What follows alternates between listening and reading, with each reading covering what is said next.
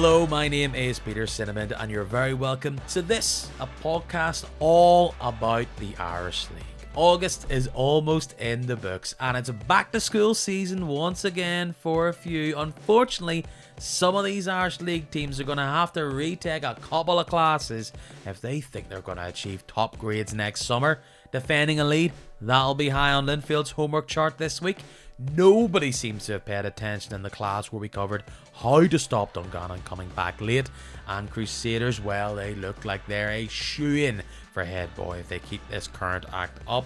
Northern Ireland have a brand new squad out, Carrick Rangers have a fresh investor, and Coleraine looks as though they've finally said I do to a couple of money men. We've got plenty to cover, so let's get started on this week's kicking match.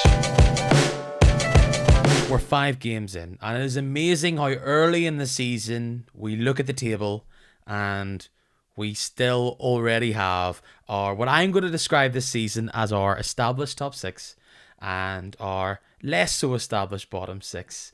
With that, there's still not a massive gap, but there's still plenty to be played. And to go through all the news, all the games this week is someone that I've been badgering to get on since the end of last season, and I've finally got them, ladies and gentlemen. It is a debut, and it is a delight for me to welcome on to the podcast. Make some noise in your kitchen, living room, car, place of work. For journalist and football writer, Stuart McKinley. Hello, Stuart. Hi, Peter. I didn't realise it was that hard to get, but I'm delighted to be making my debut with you. Look, mate, schedules have to come together. You know, you're a busy man. I'm trying to get the best football writers around to come on and chat with me. You are one of them. 5 games in. Now, you cover a lot of different games, a lot of different teams. So far, I know it's early days in the season. How are you finding Irish League football 2023-2024? Is it treating you well? Yeah. My homes this season are Glenavon and Loughgall, and I've seen some really good football played. Seen some disappointing performances, as teams and managers would admit to. But everyone's saying that the league's getting better, and I think 5 games into this season, it's amazing that there's been a step up even in that short space of time, and the short space of time there's been from the end of last season. I think the quality has been really, really good in a lot of the games I've seen.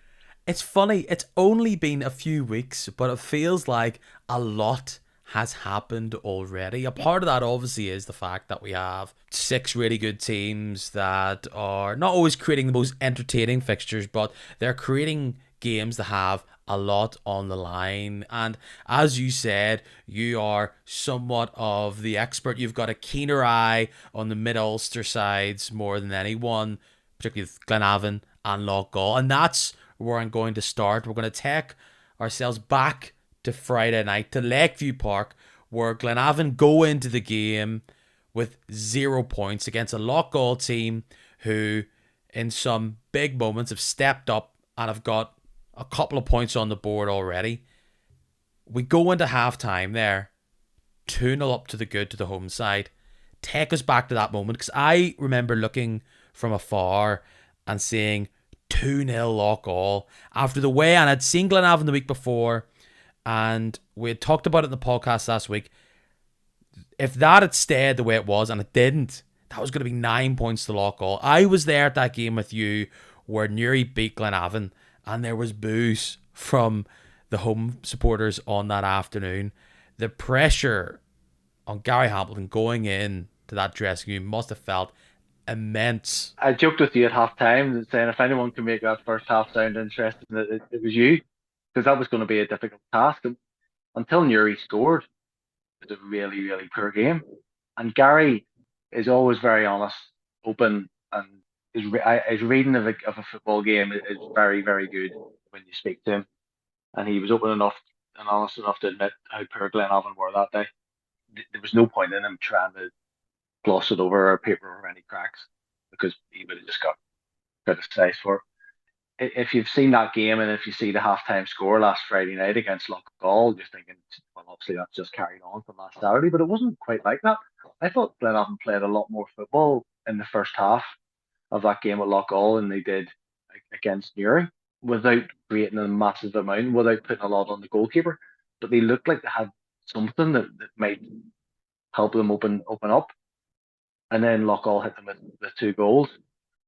And then, as we've all seen, sometimes a substitute comes on and just turns the game. And when you look at the free kick that Conor McCluskey scored the first goal from, a lot of people are probably thinking, "What's he shooting from there for?" Well, that's what I was thinking. It's a slight deviation from the game in hand, but it is it has to be one of the most Irish League behaviour moments I've ever seen. It will go down as a moment that will somewhat define or be remembered very strongly. You were at the game. I saw it was delayed 15 minutes to tell the story. Who discovered that the posts were too low, and then how on earth did they get someone so quickly from around the village to go, does anybody have a forklift? To be honest, if someone asked me before Friday night, how do you just quickly raise the posts, a forklift was not going to be the first thing that I would go to, and then that would do the trick there and then. I didn't know until I got into the ground what had happened, and then it was explained to me. And yeah, you think, goodness me, how quickly can an Irish League club get a hold of a forklift truck? And yeah, how else do you raise crossbars? So well done to whoever figured out that there was a quite a quick solution, and that the game was only delayed 15 minutes. You think that game could have been scrapped altogether. My understanding of the situation is that it was Gary Hamilton himself who raised the issue, because Gary, I don't know if he routinely checks these things, but I think if Gary stands up and puts his hand up, he can touch the crossbar or can't touch the crossbar. But he was able to touch the crossbar at Lakeview Park, and he raised this with the officials, who then checked it themselves. And I think we've all seen the footage of someone out with a measuring tape. It's just like I've been at Shamrock Park for when they're blow torching the pitch, but Yep. the forklift is going to be an image which will live long. And yes, as you said, could that extra whatever it was, inch and a half, I don't know how tall it was supposed to be, could that have been the difference? We don't know. But the man that did make the difference was Conor McCluskey. He stepped up big for his manager and really got him out of a hole. 2-2 is how it ended. Was that a fair result across the 90 minutes, would you say? It probably was, yes, because well, Loughgall did hit the woodwork themselves second half. Rory Brown made a good save, but Glenavon did have pressure after the second goal. And I remember asking Gary after the Newry game, or just talking and saying about how his defensive injuries were actually impacting them going forward, because Peter Campbell was having to play as a wing back or emergency left back. Peter Campbell is so effective for Glenavon at the other end of the pitch. So he played Aaron Rodgers at left back against Loughgall, and suddenly Peter Campbell is having this impact that we all know he can have, and he is massive in that equalising goal. The cross he put in would have scared any defence. Just happened to take a slight deflection off one of the defenders' backs. Tucker did the best he could to get a hand to it, try and deflect it away, and then it's put back across the goal. Conor McCluskey standing all alone at the back post. Couldn't have missed, and probably couldn't get more of a contrast between the 2 goals that he scored as well. How much does this help Gary Hamilton and his position? There was discontent among the fans up until Friday without a point. He's now got a point. They've had a lot of difficult fixtures. If you look at it, for them, he's calling out for a striker. He said it's been one of the most difficult times, his decade plus time as a manager, to get any kind of recruitment in. We've talked about a lot how they lose Matthew Fitzpatrick, who was such a key cog in that team. Clearly, if you look at it, you'll see that you talk about those defensive issues. They were without Wallace for a long time during pre-season. They've had to play players like Isaac Bird at the back, but that doesn't matter. It's about what you do on the pitch. Do you think he was under pressure going into that game? And do you think he still is under pressure from his fans and from his board? I think if you don't pick up a point in the first 4 games of the season, no matter who you are, you're going to be under pressure. Gary does have the support of his chairman and Adrian Tier. How wide the support is across the board, and I mean the board specifically, and then I'm not 100% sure. But it's now up to the players. If they can show that character in that second half performance to come back and get a point, then at least Gary knows he's got something there within that squad that can maybe go into the weekend against Ballymena. If they get a win there, then it only takes a couple of results to start to get a bit of momentum rolling. If he can get his injuries back in the back four, if the new striker, Colin, as I think we're just all going to call him. I'm going to go Opong. Okay. Oppong. Opong. Upong. Yes, but he comes in, 21-year-old, comes in from Salford City. I believe they've been crying out for a striker. He could hopefully be a thing for Gary and Glenavon fans. Could be the man that could help fill a bit of a void that they have there. The Glenavon guys were all just calling him Colin the other night. So we'll just stick with Colin. Yeah, if he gets in to the team on Saturday and nicks a goal, all of a sudden then he's hitting the ground running, and that's what you want in any striker that signs. Get him a goal early on, and then gives him confidence, gives the fans a bit of confidence in him as well. I think the players that Glenavon have, they've enough there that can be turned around. But when you take out a player like Michael O'Connor, class player, always had time on the ball, clever, and then you lose your top goal scorer. No manager in the world wants to lose his top goal scorer, unless maybe you're Ange Postecoglou, who seems to have done quite well since Harry Kane's gone. You take goals out of a team, you need to then replace them, which they haven't quite done. Of course, we were having similar conversations in regards to frustration from fans and going on a bad run earlier on this calendar year, and Gary was able to turn that completely around, secure seventh. He was able to go on this really great run to end the season where I think they were undefeated in the guts of at least 5-6 games. So he will feel very resolute that he is 100% earned any kind of patch that isn't exactly perfect. He will point to players coming back, injuries, and it was a big moment, a big team talk that he clearly delivered on Friday night to get that result. And he goes now into this game on Saturday, which is another one of these huge games. Two teams who were languishing at the bottom with 0 points each this time last week. Glenavon have got one, but for Jim Irvin and Ballymena, they'll be sitting there, probably have been sitting there for a while with this fixture at Moorview Park circled in red. They clearly didn't want to go through that gauntlet and get 0 points against the 5 teams that they played that were all top 6 last season, but it has happened.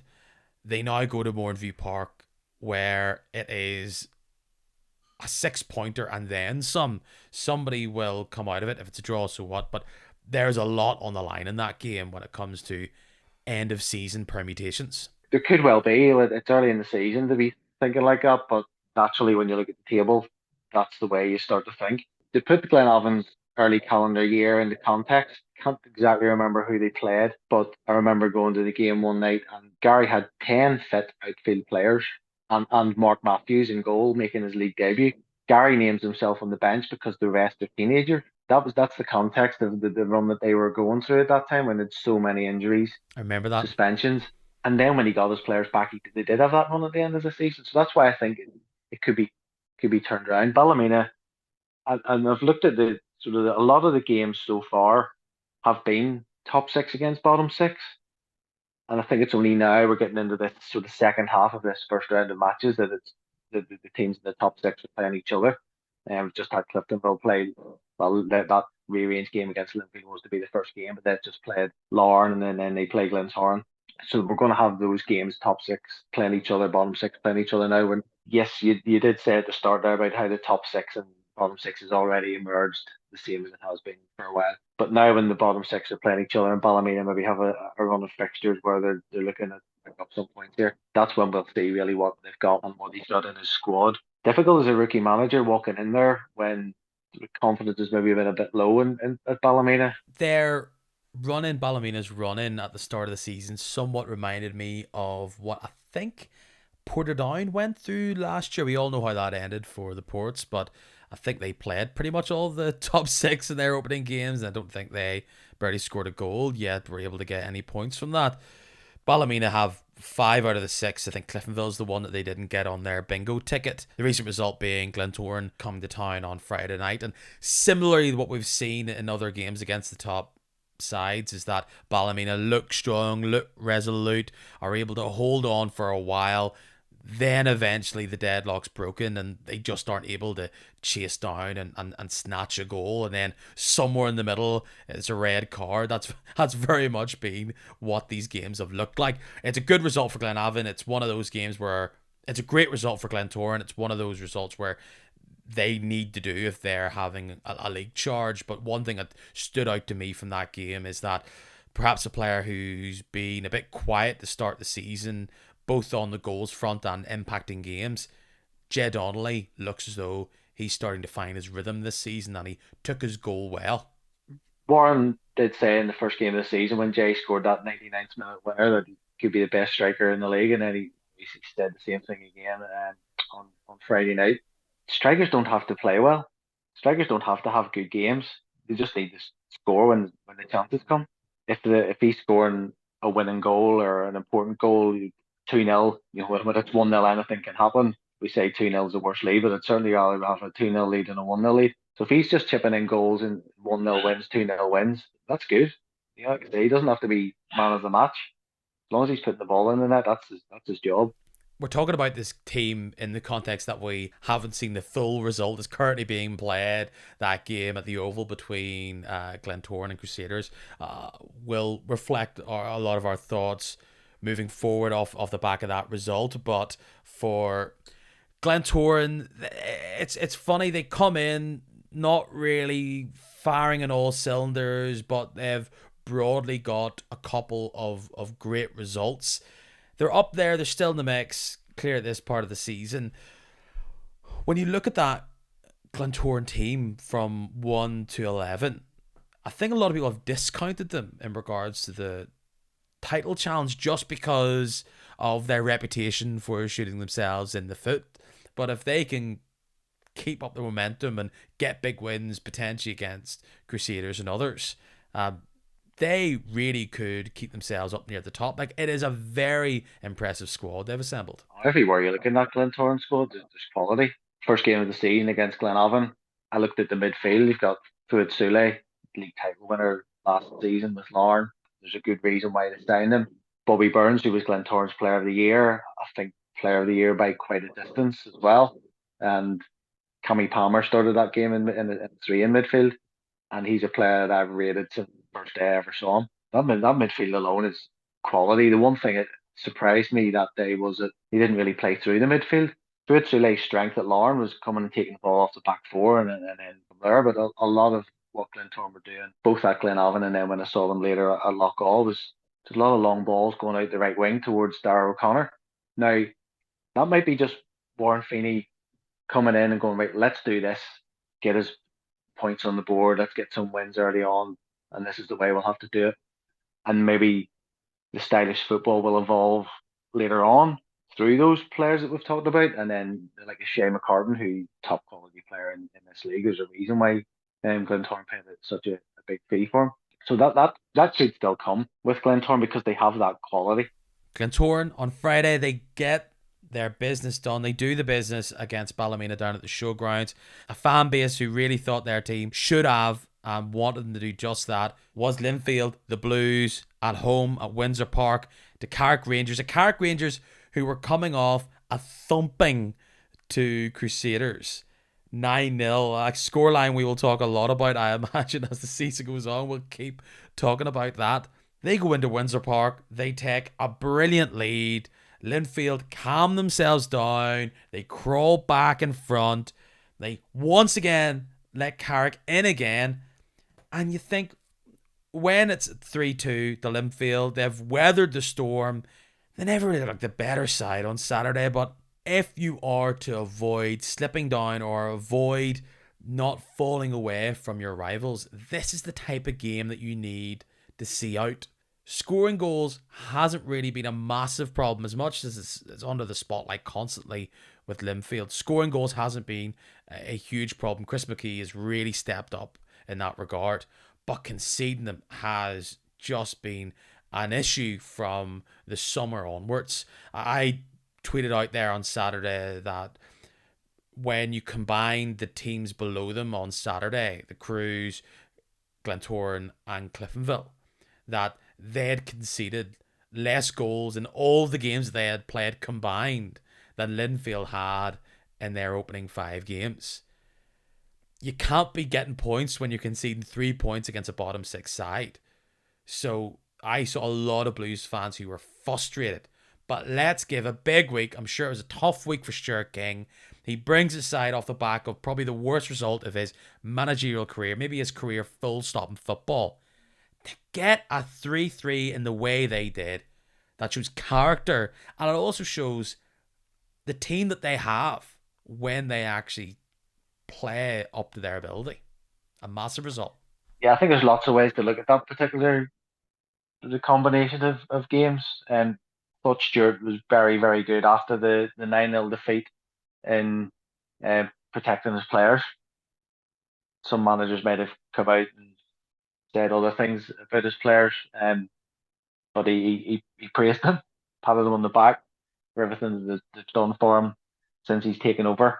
And he admitted that he was very, very low, but he was taking the hit. And he did take the hit. I saw the comments, I saw the sentiment. Carrick fans were furious, it's fair to say, not only about that result, but about Carrick's start to the season. And I think you're right. He stepped up and he was willing to take it on the chin, and he did. But he answered those critics resolutely. But then it's a big test. You think we've just lost 9-0 and we're going to play Linfield at Windsor Park. But is that the worst game you could possibly have? Or is that maybe the best game you could possibly have? If you can't go to Linfield and Windsor Park and lift your game, you just get two big nails and you hang your boots up. They had nothing to lose and they played like it. And they took their chances incredibly well. Cushley broke free from midfield and let rip. You know, you have to have confidence or just pure abandon to go, I'm going to do this. And that's where you take the chances that you're not going to get many of at Windsor Park. I think for an away team going to Windsor, and you talk about this all over football, going to the team that's top of the league, why would you bother trying to sit in? Go and play with a bit of freedom, because for a start, it's a big pitch, so you can go and play football on it.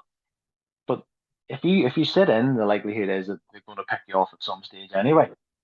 So go and play with a bit of freedom and a bit of not wild abandon, because you could get completely steamrolled as Linfield have done with other teams. And it was probably the worst game that Linfield could have had as well, because you knew there had to be a reaction. There had to be something from Carrick after taking such a heavy defeat, and a defeat which will have really, really hurt. They were wounded, they wanted to react. And if the investment story coming out was a distraction at Seaview, it was out of the way by Saturday, and they could go and play. How many Linfield fans leaving Windsor Park are sitting talking to each other going, this is the team that lost 9-0. Yes, they were down to 10 men for whatever. That just adds, more salt to the wound. And for Linfield, I looked at the bench in particular, and this is what I've been talking to some Linfield fans about, is that when I look at the bench, you're seeing Newbury, and they've had a few injuries, yes, but it's Newbury and McBrien and maybe Mulgrew, and outside of that, you haven't got. That's what you think of these Linfield teams, is just, it's not just 1 to 11, it's 1 to 18, filled with great Irish League stars. And look, they have a brilliant youth system, and young players are peppered throughout teams up and down this league. But for title challengers, they look like they have the thinnest squad so far, and you would imagine going into the next few days in this transfer window closing that they say they have no cash to spend, but if they could spend some of it, the back line is where they would like to find reinforcements in whatever shape, size, or form they come, because it's not working, and perhaps formation play is a part of that, but they're getting caught out a lot, and coaching will also play a big role in that as well, I would imagine. You lose a player like Jimmy Gallagher, you're not just losing a player there, you're losing a big influence. And I remember last year they played Glentoran at Windsor, or quite early on in the season, and the Glens won that night, the Friday night game. Gallagher didn't play, Mulgrew didn't play. He had a player sent off in the first half. I can't quite remember exactly who. But I remember watching that game thinking, if Jimmy Gallagher and Jamie Mulgrew are playing in that game, that player doesn't get sent off, because they have a word. They calm him down after the first yellow. They tighten things up. So yeah, they've lost a big influence in Jimmy, and they haven't quite replaced even the player. So they are a wee bit thin at the back, and they do have a bit of cover in midfield. They do have McKee, Robertson, Fitzpatrick front, and then obviously Miller and Cooper around that. I do think that Linfield will be very, very actively looking to strengthen before the window closes, and the window will already be closed. There is obviously the free agent market after the window closes. What is available there, I don't know. But I would think David would be very actively trying to still get a couple more bodies in through the door to make sure that they've got enough. Well, if we're talking about teams that have added bodies, both Cliftonville and Larne have been doing that a fair bit. They've been doing it recently. We saw into that midfield of injuries and departures of Larne. We saw Allen come in from the Scottish League. He started straight away there at Solitude, and he played a role in that goal for Cliftonville where they took the lead early on. Through a wonderful little curler from Wilson, a player that is very much enticing me recently. His movement and his ability to pick out the goal is something that Cliftonville have rarely been short of, but he's definitely added that extra bit of zip to their team. Now, they're not able to hold on to that lead. It ends 1-1, as a lot of these top six meetings seem to end. But I ask you this. To get that goal back, Larne required a penalty. It came from Micheál Glynn charging into the box. When you saw it firsthand, do you think it was a penalty? Because a lot of people are questioning it. It's one of those ones for me where I think if I was a fan on either side, I would be arguing for my personal view on it. I can see both sides, but I just don't know what decision I would have made there and then in the moment. I think Micheál Glynn was travelling at a bit of speed, and if you're He was. touched when you're travelling at a bit of speed, it knocks you down easier if you're going slow. I think that's quite sort of a natural thing to say. And it was a really good game to watch, in sort of the way I was watching it, sort of up and down, and because there was times when it just seemed like it was all Cliftonville, and thinking, they're going to score here, they're going to get a second goal, and then I would watch it for a couple of minutes, and then it was end to end, and it was really exciting, and you're thinking this really could go either way.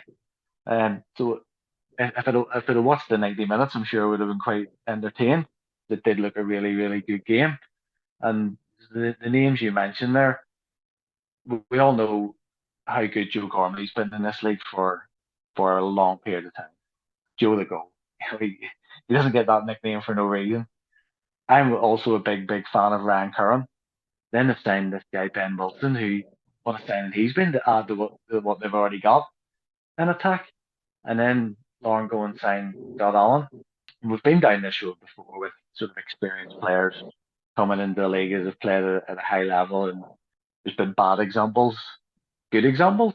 I go back to when Kenny Irons signed for Linfield, and Kenny Irons at Linfield because he was a bit like you mentioned earlier, Michael O'Connor. He always seemed to have time on the ball, pass it through the eye of the needle. And then you've got the other examples of the likes of Nacho Novo, who had never really worked for it at Glentoran. But I don't think we've ever had a player who's been so recent in the top league like the Scottish Premiership at such a good age at 31, where you think he's still in and around 8 years. Scott Allen, great pickup for Larne, such a great pickup for the Irish League, and that probably a sign of where the Irish League's going as well. Teams are able to pick up these players at that stage of his career. It's definitely somewhere where Larne like to shop, and they bring him into a midfield which they never really found a replacement for Sule. I imagine many fans will believe he's going to fit into that role, despite the fact that actually Dylan Sloan, as they rate him very highly there, he's actually had a very good start to the season. He's scored a couple of goals in his own right, so he'll be fighting there in that midfield. But for Larne, one thing I'm sure they'll be screaming at this podcast, Larne fans will be saying that actually a big difficulty for them is injury, something they were very lucky to avoid a lot last season. They haven't really had a 100% fit Cian Bulger for this season at all. Sean Want is crocked. They lose the prolific, a really key player in Andy Ryan in the middle of that game. They have Wessendorf in there. They still have O'Neill, who hasn't really featured much this season, and he'll be itching to get back into that team. And look, you still have Lee Bonus who actually isn't able to dispatch his penalty, but then is able to nick it back in on the rebound. I think both teams will likely take this result. They're going to have to. It's happened already. But you'd think that just one little moment here or there could have flicked it into their favour. And it kind of shows really how close these sides are. When you think of Lauren, you think of that opening result where they were flying, and then Dungannon did what we're going to now describe as Dungannon things and score a couple of goals late.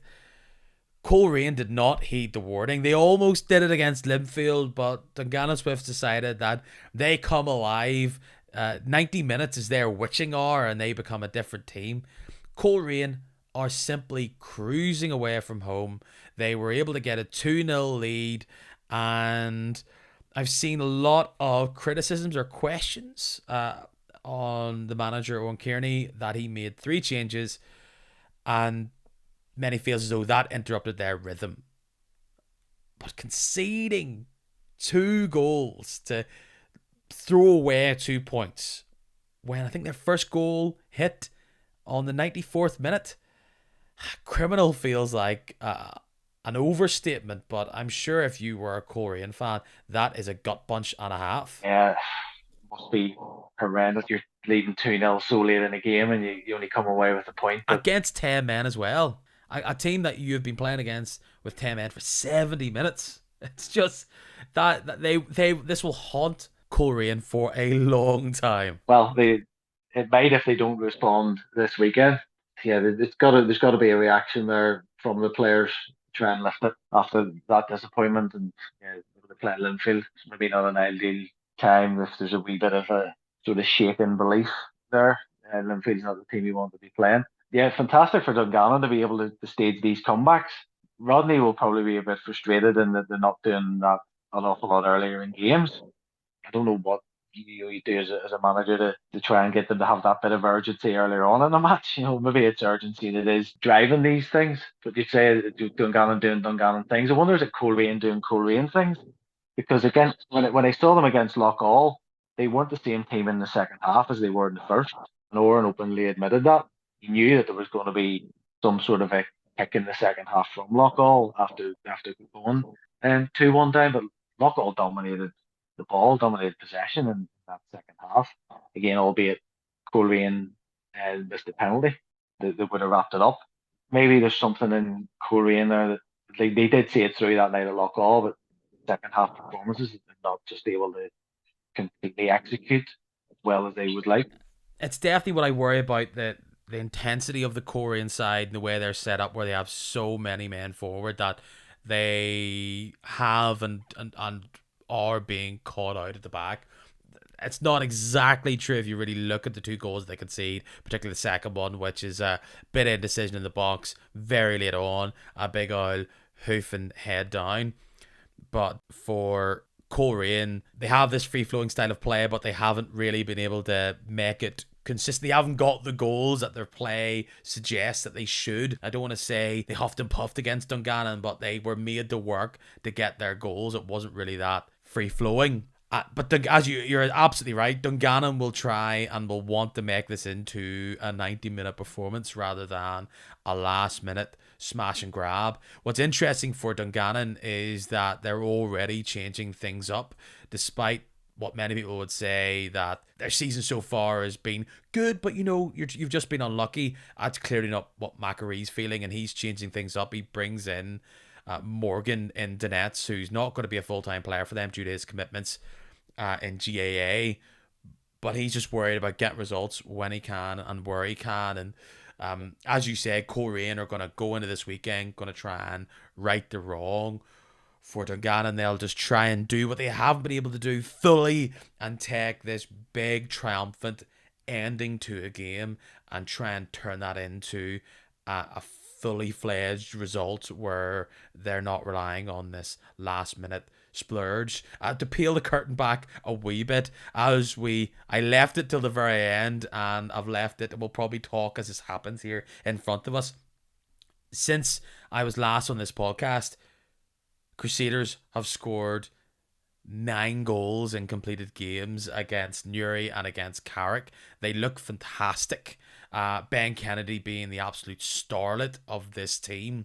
But we're looking here now. 90 minutes are on the clock. We'll briefly talk about this Newry game, and we'll talk about the result here and whatever happens in front of us, where it's 2-2 and there's been 2 men sent off for Crusaders and Glentoran. But 4-0 against Newry. They started off strong. Ben Kennedy twisting and getting the goal, and they just kept the pressure up. Things haven't exactly gone to plan here at the Oval, and we'll see how it ends up.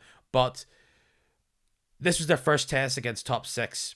But so far, they've been able to do something that they weren't able to do last season, and that was take care of business against the bottom 6. They've done it with style, and they have been ruthless and relentless.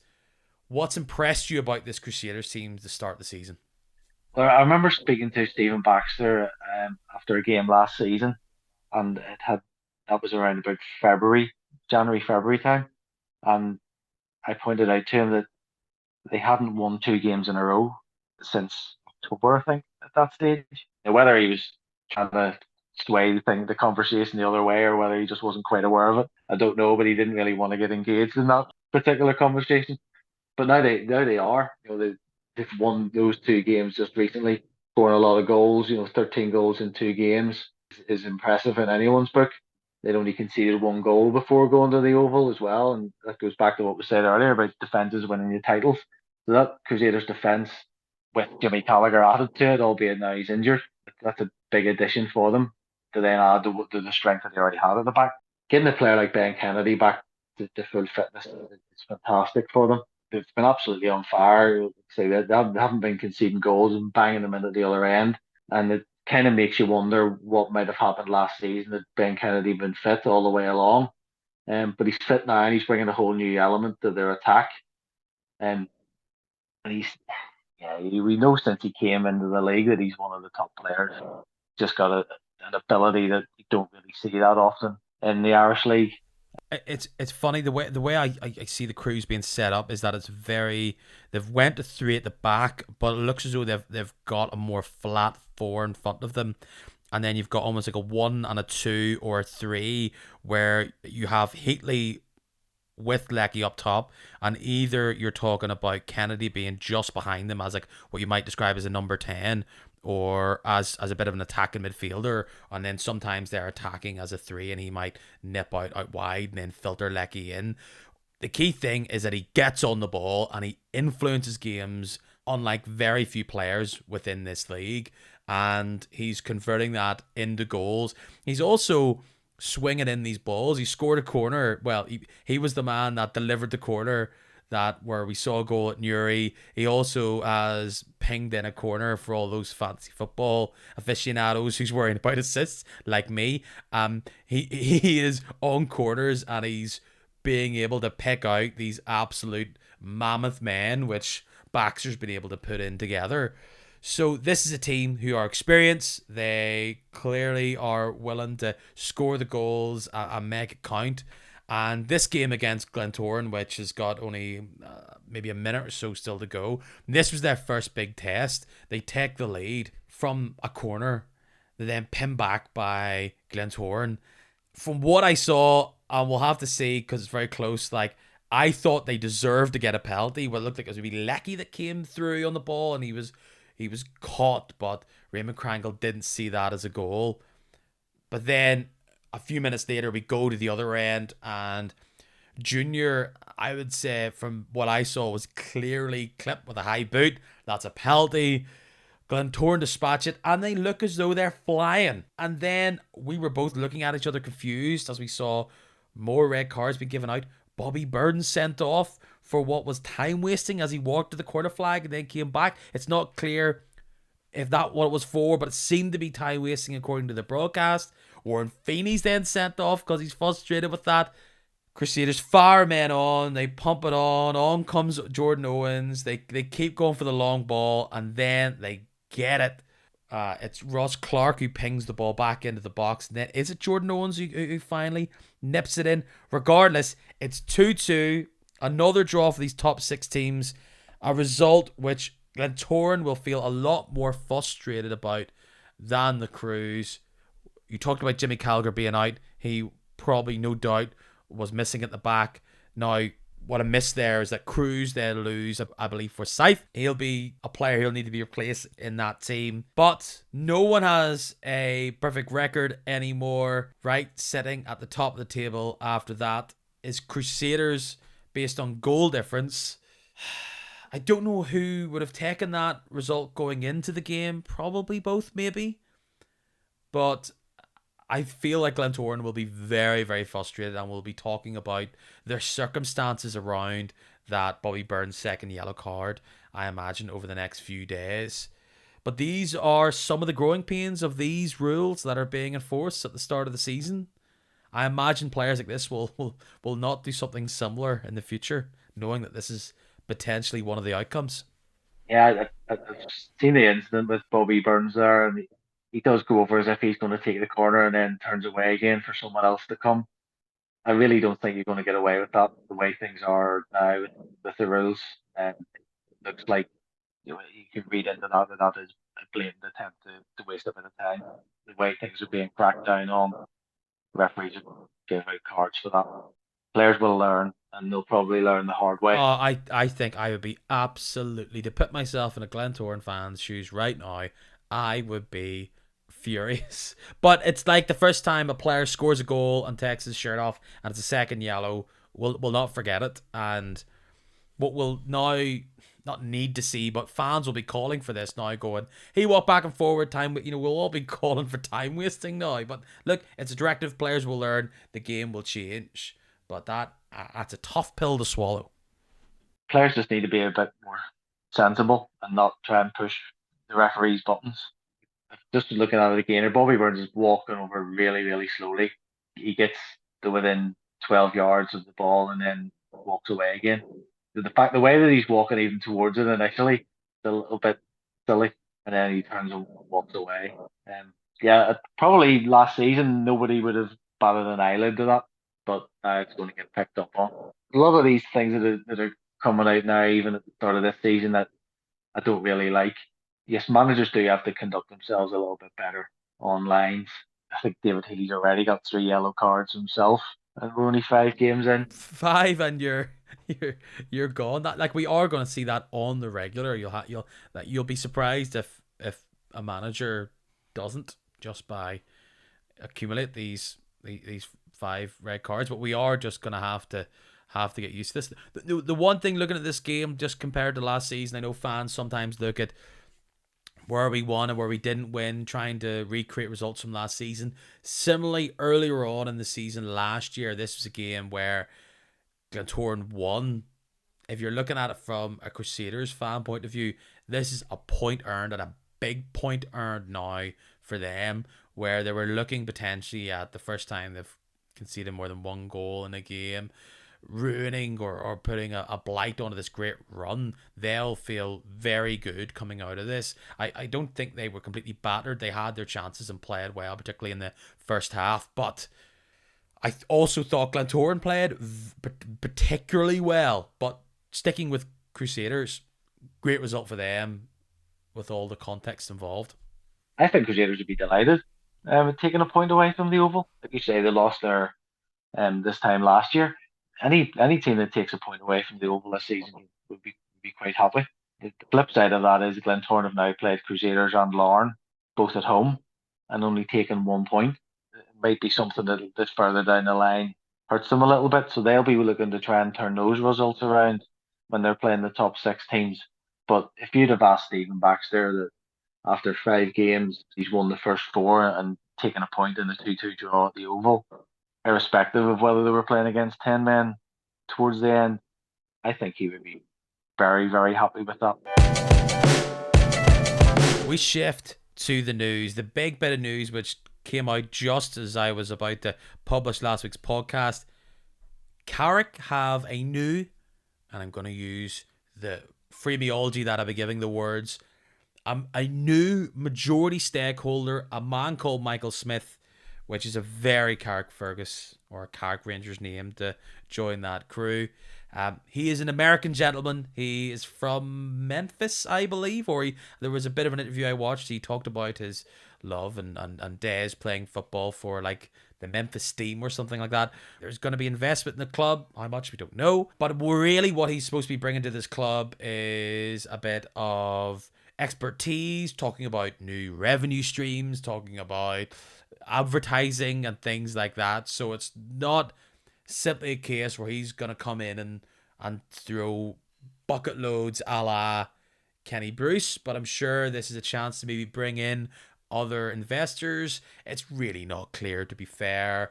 Carrick fans will be praying and hoping that this is a real positive sign for what's to come in the future, and that they can be able to maybe start progress up the league with his help, with whatever revenue streams he is going to add. His previous history is working with Estee Lauder, working with Nike in various forms. Again, I can't really stand up any of those suggestions or claims. That's other people reporting that. If you're a Carrick fan, you're looking at this as only positives. But from an outsider's point of view, there's a lot of questions where you could potentially be concerned. Feels a bit over the top. I just think there's a lot to see with this situation than there is real certainties of what's going to happen. But I guess that's the story with any real. Are we calling this a takeover? Majority stakeholder? I don't think it's a takeover as such. I would look upon it more as an investment in the club. I don't know if it's just a Northern Ireland thing that we're just cynical and skeptical about these type of people coming into the Irish League, or if that's across football. But yeah, there's probably a lot of people going, "Oh, this won't work." Carrick, it wouldn't matter how much money you put in. I'm just looking forward to Stuart King getting his package from Estee Lauder delivered, seeing how that goes. Well, we'll be doing the post matches, so we'll know if he's smelling a lot nicer. Not that he's got a particular scent at the minute, but if we're starting to smell a bit of elderflower mixed with peaches, then man's got hooked up. Yeah, I suppose if you look at trying to take the optimistic view of it, any money, any investment coming into the Irish League can and should only be a good thing. You look at what's happened at Lauren and at Glentoran, it's forced other clubs to raise their standards. It's forced other clubs to push the bar and to try and keep pace. I think there's big potential at Coleraine if they do have a big backer. They are already one of the most well supported clubs in the country. Their home gates are fantastic. I think they've got the potential to pull in support from right across that area, which I do think is the case at other clubs as well. Carrick's maybe a little bit different in that their fan base is smaller, and how much is a fan base at Carrick going to grow, just given the location? It's if you expand out from Carrick, you hit Lauren, isn't that the funny thing about it? Yeah, that's what I mean. And then a lot further down the road, you've Crusaders. So I would say even if you expand that out, the wider area, you're probably going to get fans of other clubs already in that area, and there's maybe a lot of people sort of migrated out from Belfast to Carrick that would maybe support the Belfast clubs too. So that could be a thing, even that if they do get some investment, then they have got the investment, then there might be a ceiling there as to what Carrick can achieve. But they've done very well at a time. I think it was 2 or 3 games to go last season, they were still in the chance of 7th place in the European playoff. Don't see that being built on hugely in the short term, but they've signed very well this summer, and with a few more in there, you just never know. It might become an attractive place. It might become a place where they can offer good wages and good terms to players. Whether they have the ability to go full time at some stage remains to be seen. But that seems to be the next step of the natural progression that the clubs want to try to make. Cliftonville have brought in Jim Magilton with the idea of sort of semi full time, similar to Crusaders, and that would suggest that they want to sort of go that way first and then go fully full time. And I think that's been the thinking of Cliftonville for a while. People at Coleraine have talked about them going full time, and yeah, if they get some money in, That's obviously going to be the next step. Well, this is really key because just as we talk, Friends of Coleraine have backed, they've voted in favour of this investment. What that means, and if that is the final key or that's the final tick, I'm not really across. It's not really clear, so I just don't want to jump in and say they've got it, they're involved. The reports are going into tonight's meeting was that this was one of the big hurdles, and that it was the people looking after the club, the Friends of Coleraine, they were the ones. I think a good thing, if people want to expand beyond this, I had Damien Mullen from the Coleraine Chronicle on this podcast just 2 weeks ago talking about that. You'll be able to see that on the feed there. Troubles up top. You'll be able to see him getting into a bit further. That was before it was confirmed. He felt as though it was going to go forward, and I don't want to be negative on either of these two decisions that have been made, but I think I should echo some of dissent seems over the top. But look, we have seen particularly in the English League, lower down, people talk about the Mike Ashleys, but you're looking further down, and like the Oyston family at Blackpool, you've had owners of Leyton Orient who've a lot of frustration brought that club down, or fans were unhappy with their management of it. We talk about the Burys and the Macclesfields, clubs that pretty much had to start all over again. That's not counting what some people would have trouble with in regards to the people that took Wimbledon up to Milton Keynes. So a new owner is scary. But look, we've seen Ali Poor come in and change Glentoran. We've seen Kenny Bruce come in and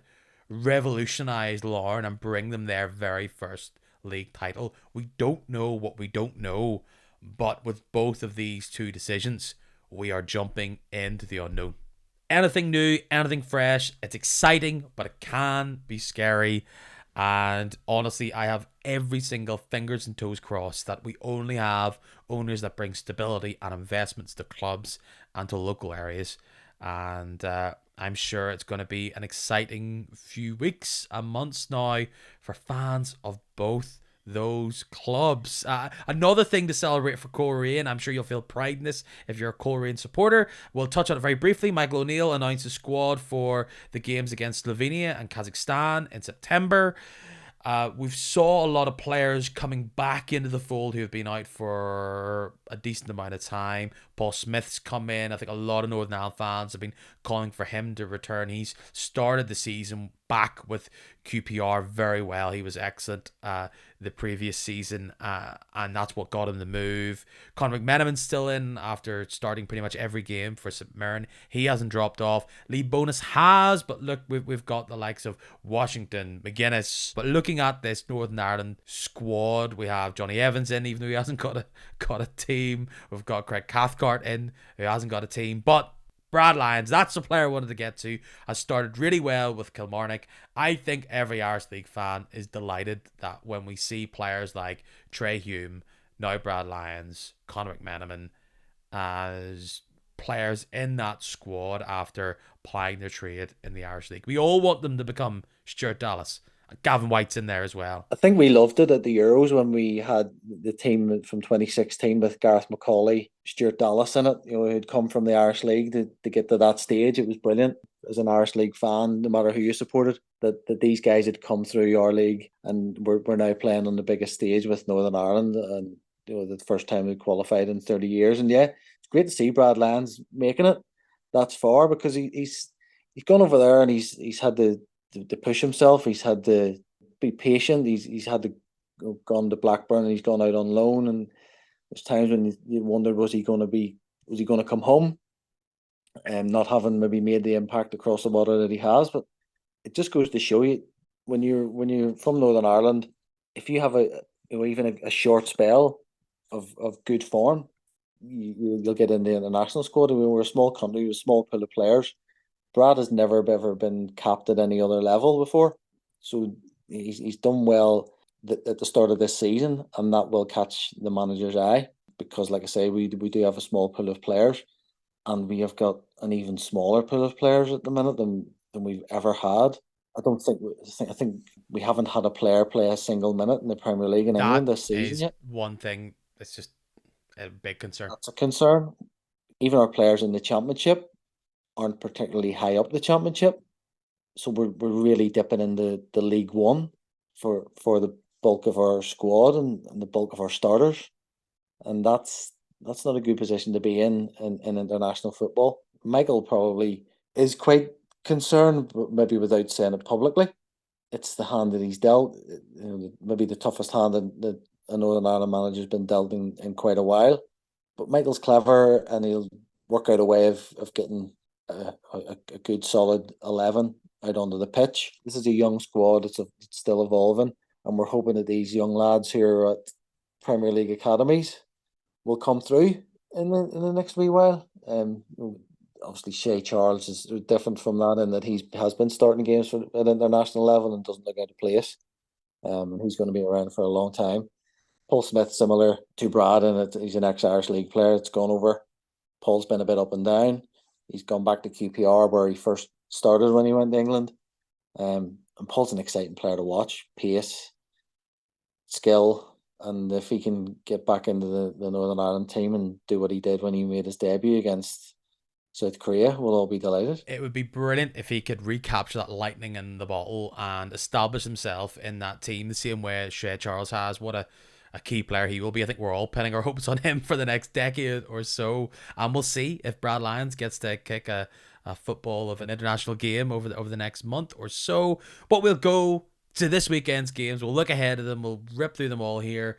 Coleraine host Linfield. They're both missing some players at the back for this. Linfield, Finlayson, will he be a determinator for this game? Are you feeling strongly one way or the other in these games? Coleraine, I've stood back and pretty much tried to put the game to bed the same way they did with Larne and try and snap them on the counter. Will Shevlin be back? It doesn't look likely that he is close to a comeback just yet with this issue with his foot or his ankle.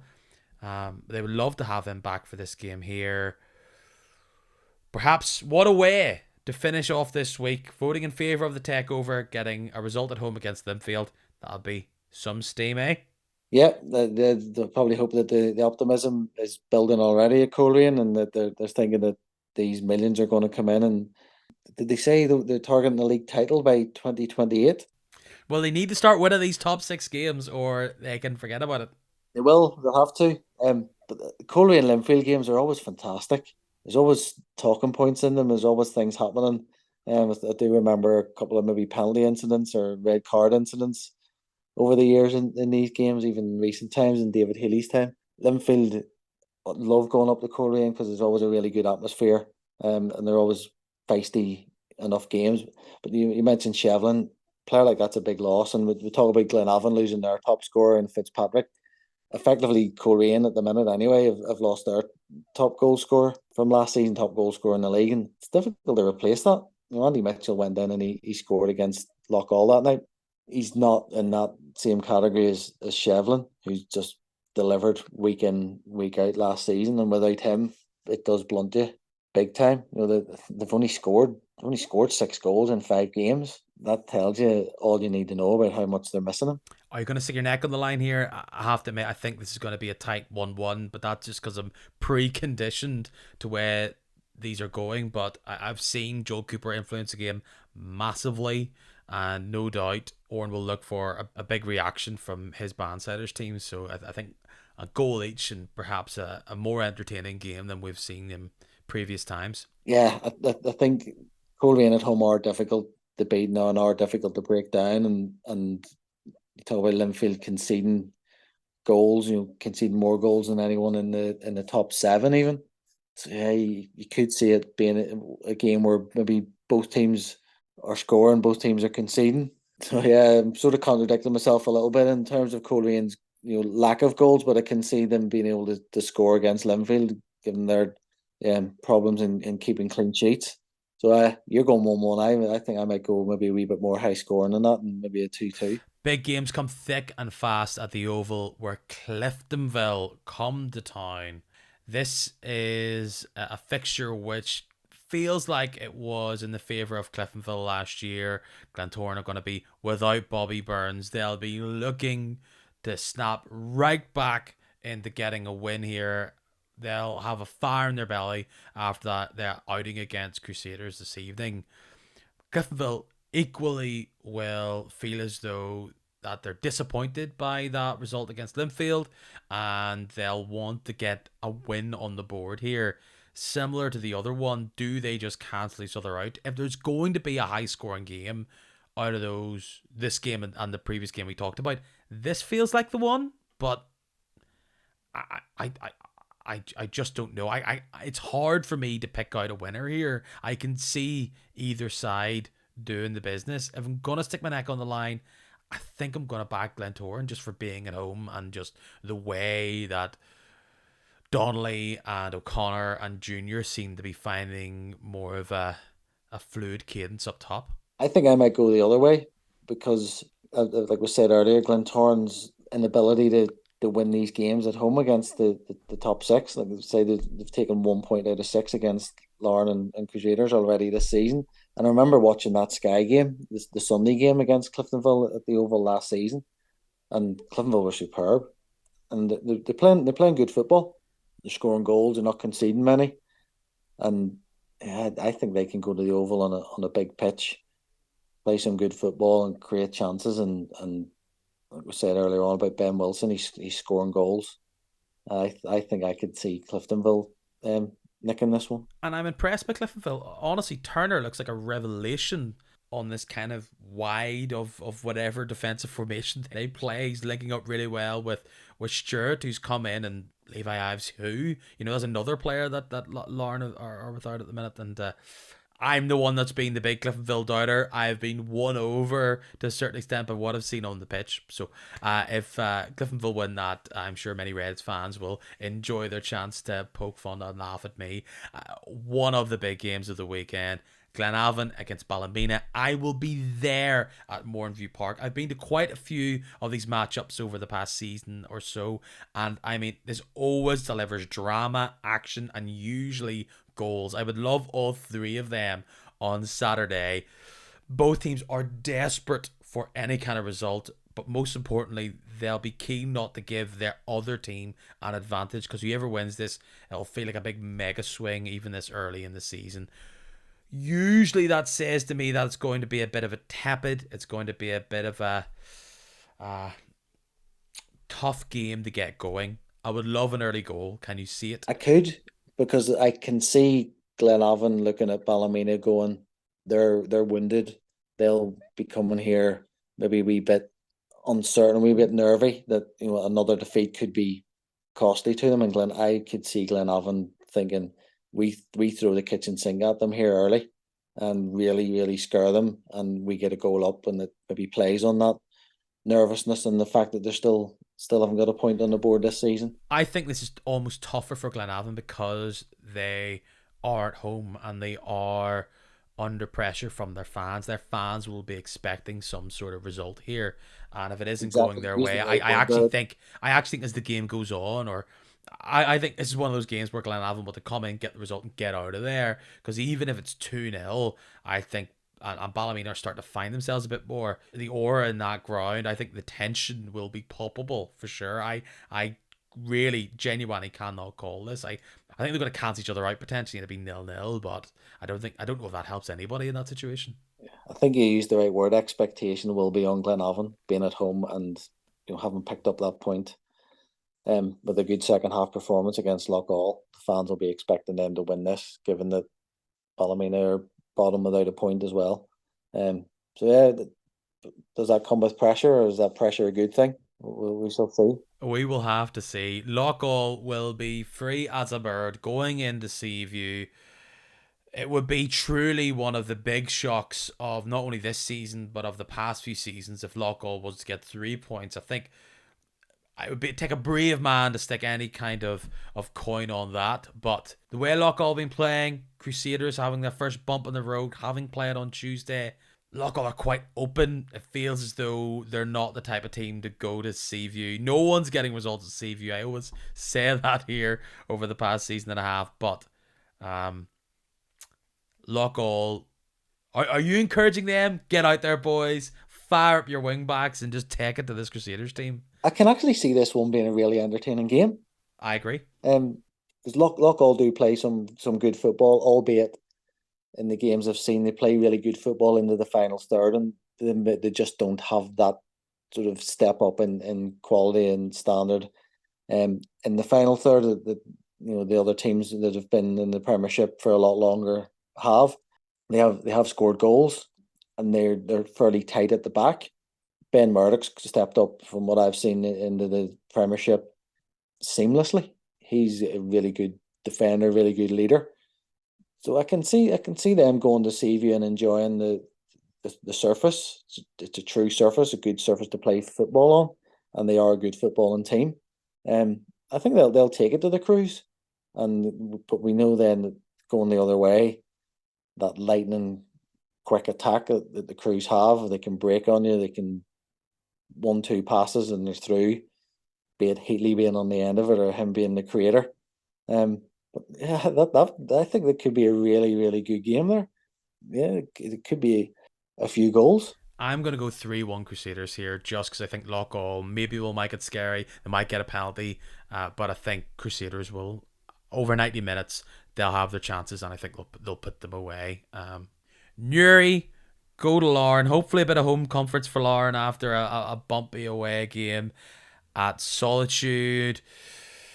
Do you look at Newry? Like, if Newry can get an early goal, if Lorcan Ford can do what he did against Carrick, he did against Glenavon, and sucker punch them, will Larne panic? They always look so calm and assured on that Inver Park pitch.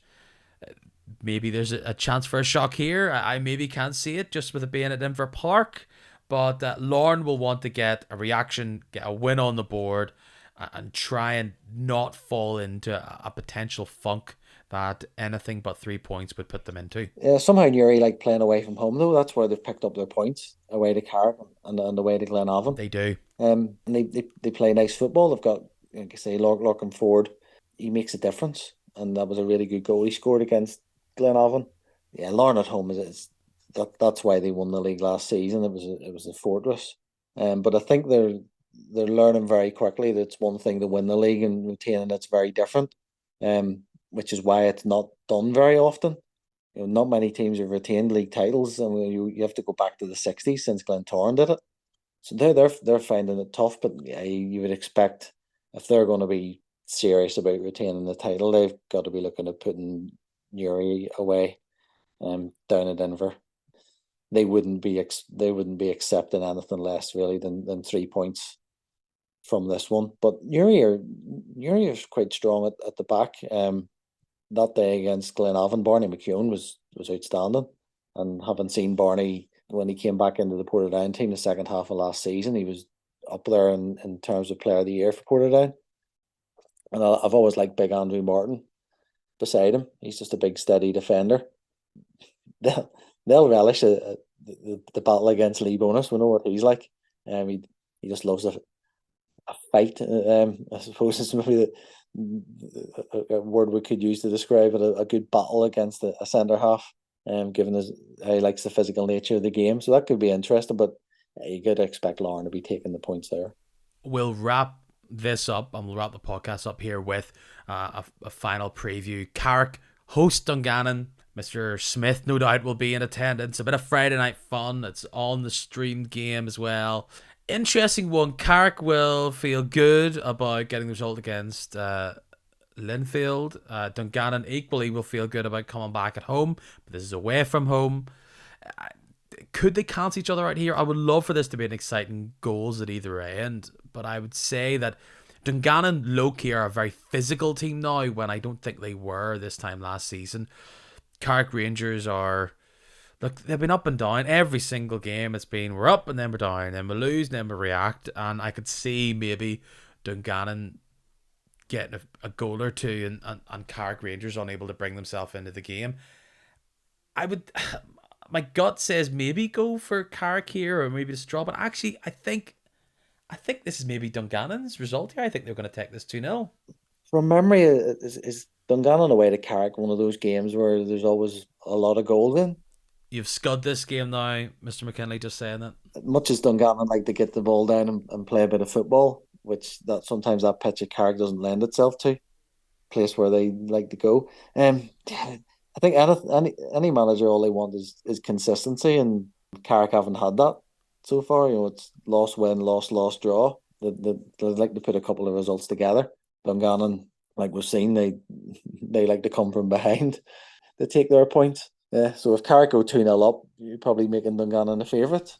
Feels like it. If I think if it's 1-0 Carrick with like 8 seconds to go, it's all and there's a big punt up from Dungannon. Hold on to your horses because we just don't know what could happen. So yeah, and you know what? That's a big enough battle down there. Carrick are considered somewhat above the other patch down below at the bottom, but they can easily be scraping away there from now until the end of the season. And I think Dungannon will want to be in exactly the same position that Carrick are in, where they are got a bit of distance between them and the teams below them.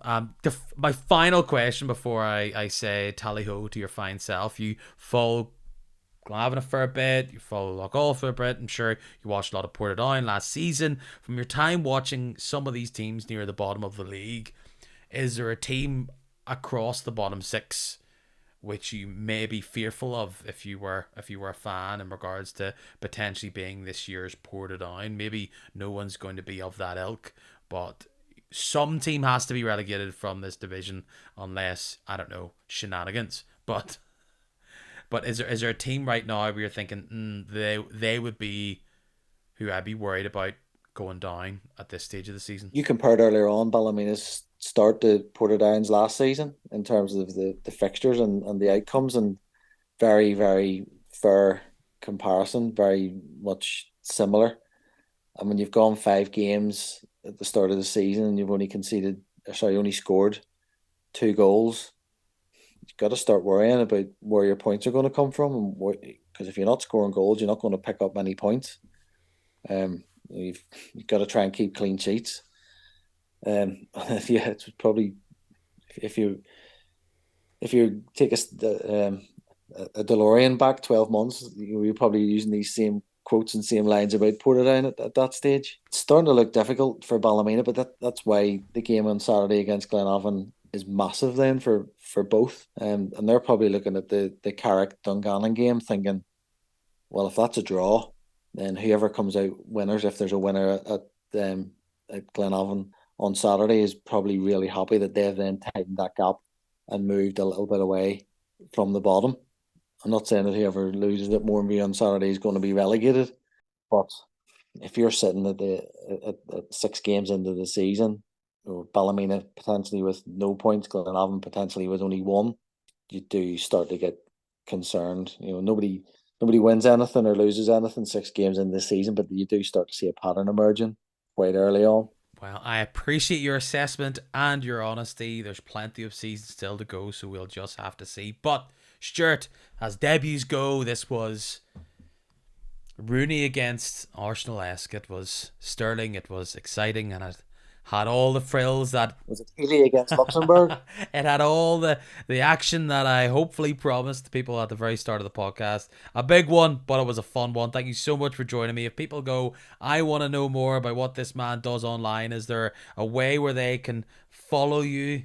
Yeah, you can check out my Twitter, Stuart D. McKinley, and all my stuff on the Telegraph website, be it the Irish League Premiership, be it the Women's Premiership. Covering all that, and it's building up to be a exciting title race with 5 games to go. There's so much happening at the end of the women's season as well, with Irish Cup semi-finals coming up, Cliftonville playing Benfica in the Champions League next week as well, so there's lots going on. Amazing. Stuart, it's been a delight. Look forward to chatting to you again sometime soon. All the best. Cheerio, man. Thanks for having me. All the best. I always say it's a bit different this week on the podcast, but genuinely, this week was a wee bit different. I've never done the podcast reviewing all the games with the one eye poking its way at a game that was happening as we spoke. I want to give you the most up-to-date reaction to the games, to the stories that happened, and my goodness, was this week a prime example of that. I think I must have reviewed that game, 30 seconds, 2 minutes after it happened. Why? Because I am here to deliver. On top of that, we had the news about Coleraine breaking as I was doing the podcast. Hey, it was fun, it's different, I roll with the punches. So yes, that was all good this week. I'm really looking forward to next week, as it's going to be Kicking Match 50. Yes, 49 episodes in the bag, one more to go until 50. If you've been here from the very start, thank you so much. I really appreciate it. If you're only been here the past few weeks, hey, it's all good. I appreciate your love. There's plenty of new people that have joined me this season, and it's really lovely to have you. So thank you very much. I want to do a big shout out to the Flynets boys. I know Mark and Owen, they said that they're going to hang it up for now. They're going to stop the podcast for a while. I'm saying it's for a while because we all want them to come back. So I just want to pay tribute to them. Those guys started the podcast pretty much at the same time as when I did. And it was just great to have, I hope, each other spurring each other on. And look, it was great to have Mark on the podcast earlier on. No doubt I'll have Mark on the podcast sometime in the future. And like I said on Twitter, those guys knew exactly what it was all about. It was all about strong opinions and focusing on the fans. And that's why I know so many of you listen to this podcast listen to theirs as well, and they will be a big miss. And I know the Waffler are taking a break as well, so if you're here, I will be here covering Irish League. But you know, it's always good when there's more voices chatting about Irish League stuff. So if you want to follow me, you can do that on Instagram, Facebook and Twitter. It's just Kicking Match is the username. If you want to ask your smart speaker to say, hey smart speaker, please play Kicking Match on Irish League podcast. And until then, until Kicking Match 50, see you then. Toodaloo. Enjoy your football. Cheers.